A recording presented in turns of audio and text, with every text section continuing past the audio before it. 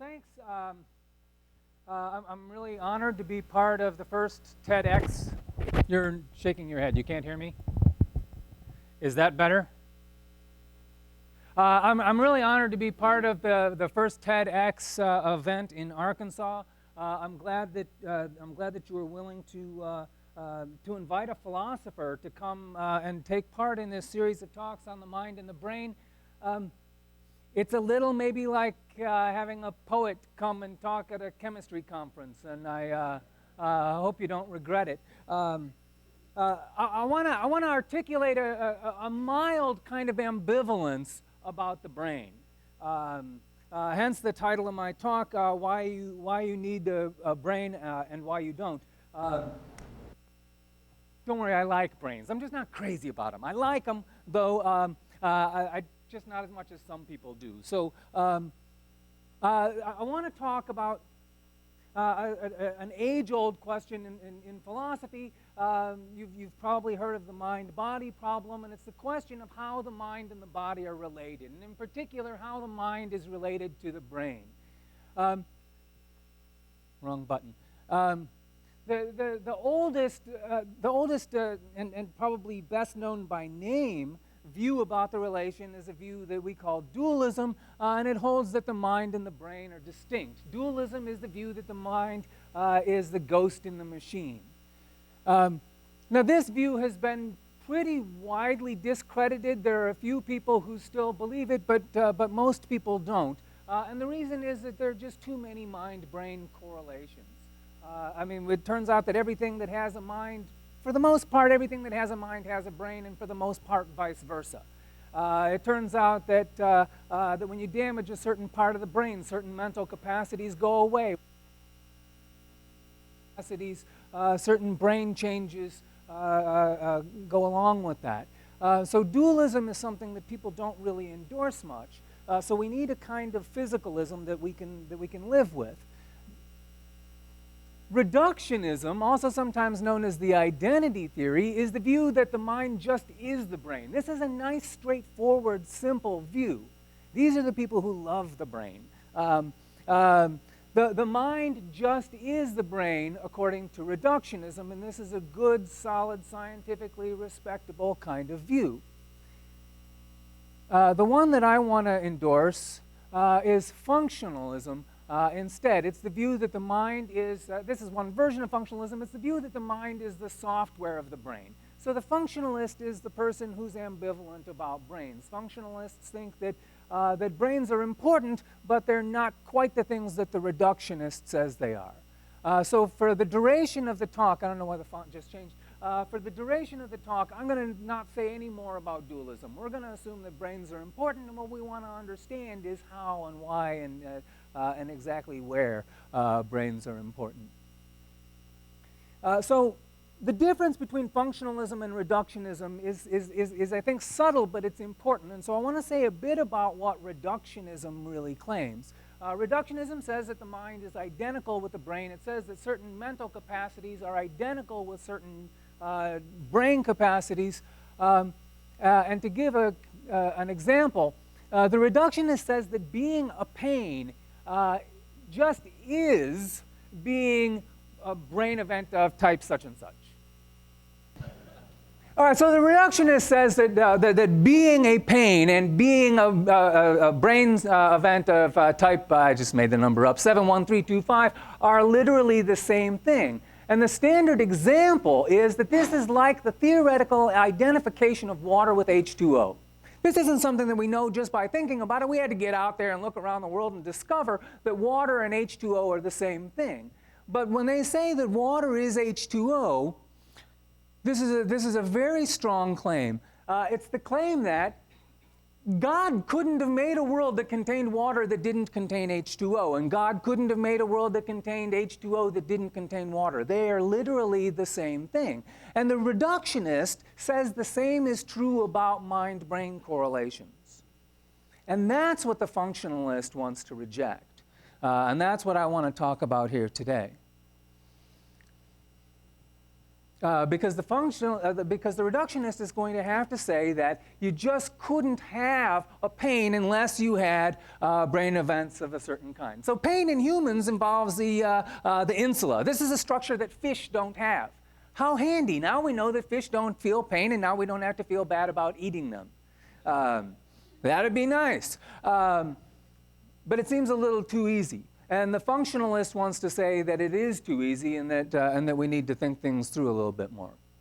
So functionalism will claim that mental states are what we call multiply realizable. That's to say that you can, you can get these things in physically different kinds of systems, provided that these systems are suitably organized. Functionalism is the claim that it's the structure of the brain that's important, not the substance of the brain. And one of the reasons that people are attracted, one of several reasons, is that to functionalism is that it allows for the possibility of genuinely artificial intelligence. That is, there could be things that are completely artificial, computers, artificial connectionist networks, etc., that have real mentality. Now here's a problem for functionalism, and one that's actually become kind of important in recent years. There's little direct evidence for genuine multiple realization.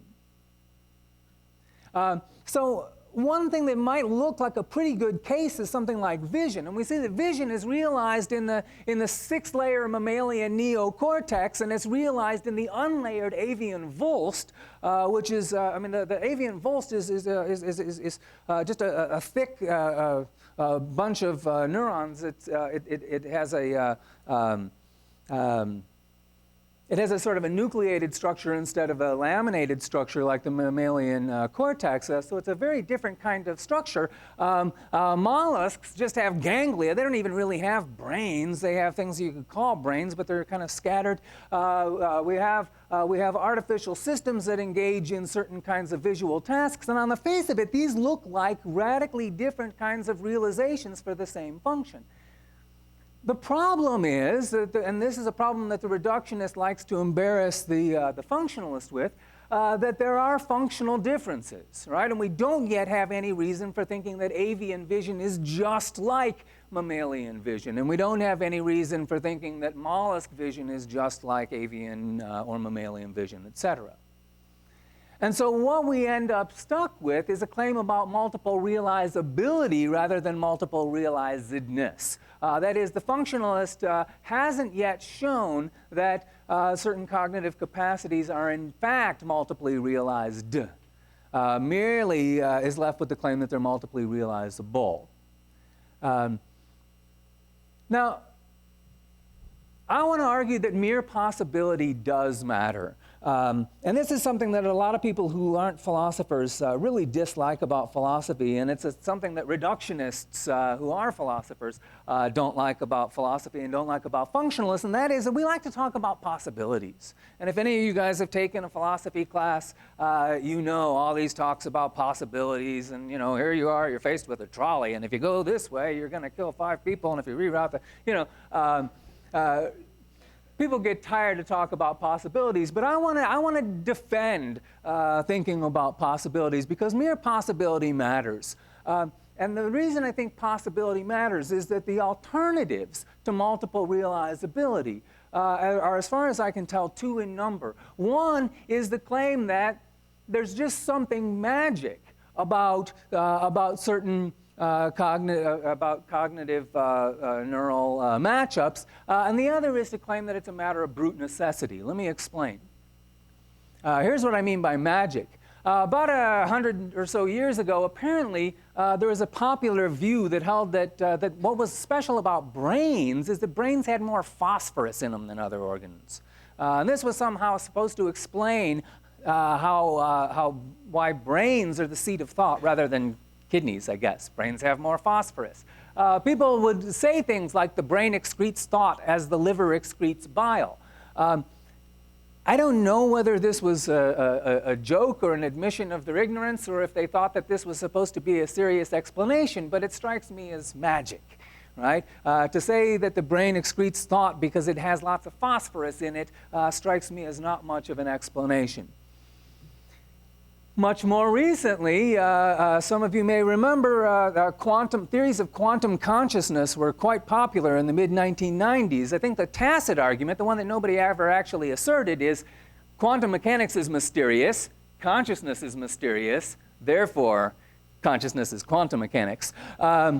But people like Stuart Hameroff, who are very, very smart people, but people like Stuart Hameroff will claim that that the microtubules in the neurons of the brain are just the right size for to affect the objective reduction of quantum coherence. I don't know what that phrase means either. And that somehow that was supposed to produce consciousness. And again, it sounds like magic. Turns out that nobody ever found any direct evidence for anything involving microtubules anyway, so that all kind of died off. That's what I mean by magic. And I think that most reductionists are going to invoke a notion of brute necessity instead of magic. And going back to an earlier claim, right, if being a pain and being a brain event is type 712325 are strictly identical, then there's no explaining this fact. It's just like the claim that water is H2O. There's no reason why water is H2O. There might be some sort of reason why we call that stuff water, but the claim that water is H2O is the claim that that stuff is that stuff, and there's no explanation for that. So what functionalism promises to do that reductionism can't is to explain mind-brain correlations, and this is the thing that is attractive about functionalism. So what are the explanatorily relevant factors? Here's a partial list. One is going to be connectivity, where the region receives input from. This region has the mental capacities that does. This physical thing has the mental capacities it does because of where it receives inputs from, because of where it sends outputs to. And of course, the intra-connectedness within the region is going to have a lot to do with it. I take it the cerebellum has all these really rich interconnections that make it suited for the kind of work that it does. Another one that I want to talk about in a little bit is which functions a particular neural substrate links together. So let's go through some quick examples. The connectivity example, I take it the hippocampus. One of the reasons that the hippocampus is well suited to memory, Jim talked about the hippocampus a little bit ago, is its central location. It's a medial structure, and it's well positioned spatially to link together various sensory and motor cortices. And so the hippocampus is there in a position to connect together the visual impression of the woman with the green shirt and the auditory image, false image of her saying sleep, or whatever the word. Smell. All right, I was thinking of the bed one, not the scent one. The occipital cortex is the visual cortex, and the reason probably has a lot to do with the fact that it receives input from the eyes and the eye motor, the eye muscles and motor schemas that tell the eyes where to go, but also to other sensory and motor cortices. And which other sensory and motor cortices are relevant is actually a big, interesting question.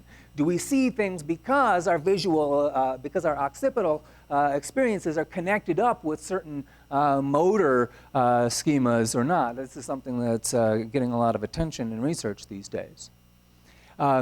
Here's what I meant by linking together various things. Everybody associates adrenaline with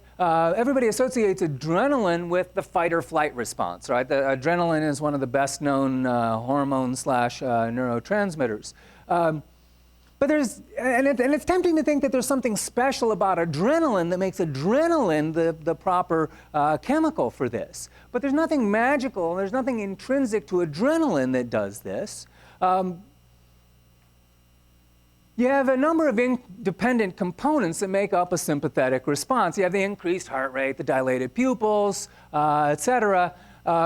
And presumably, at least this is the functionalist's prediction, or retrodiction, the functionalist hypothesis is that what happened in the course of evolution is that certain these components happened to use adrenaline and noradrenaline and related chemicals, and so other components that were functionally appropriate in the context of these just latched onto the same system. Those situations in which it's a good idea to dilate your pupils are also situations in which it's a good idea to suspend digestion, and so the chemical that does the one takes on the role of doing the other. But adrenaline, had evolution gone differently, could have just as easily mediated the parasympathetic response as the sympathetic response. So again, we've got these mind-brain identities, and if functionalism is true, we can actually explain these. So why are there so many unitary realizations? Why are there so few multiple realizations? And the functionalist will explain this by appeal to the conservation of ancestral traits. Once upon a time, vision got linked with the occipital cortex. It would have been too costly to move it somewhere else, and so it's still there. Evolution works on the if it ain't broke, don't fix it principle, and so you're going to see conservation of lots of ancestral traits. There might be some convergence on optimal design, and to some extent how we answer this is going to depend on how we think about adaptationism in the philosophy of biology, how powerful we think evolution is and how hampered evolution is by external constraints. But you might hold that the hippocampus, for instance, that any structure that subserves memory is going to have to be centrally located, because otherwise it would be non-optimal design. I'm not sure what to make of that. But these very explanations require that multiple realization is a genuine possibility. This is something that reductionism, or the identity theory, denies. So functionalism can explain mind-brain correlations, and it can explain the mind-brain correlations that reductionism postulates as brute facts. A consequence of this is that brains are special in a way, but only in a way. They're only special at a kind of a high level of abstraction, a level at which other things could do the same work.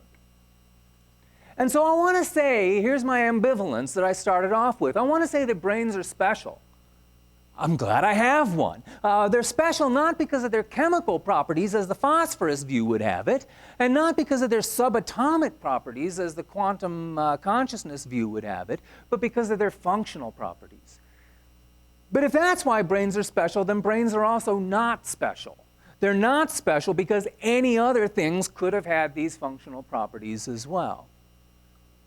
So here's why you don't need a brain. Because functionalism is true, and functionalism holds that any sufficiently complex input-output device would do just as well. But here's why you do need a brain, because of evolutionary constraints, because other input-output devices weren't available to us. I keep reading that in 40 years, they will be. In 40 years, we're all going to have artificial brains and everything's going to be great. The singularity will occur. Until then, we're stuck with brains. And so that's why you need a brain and why you don't. Thanks.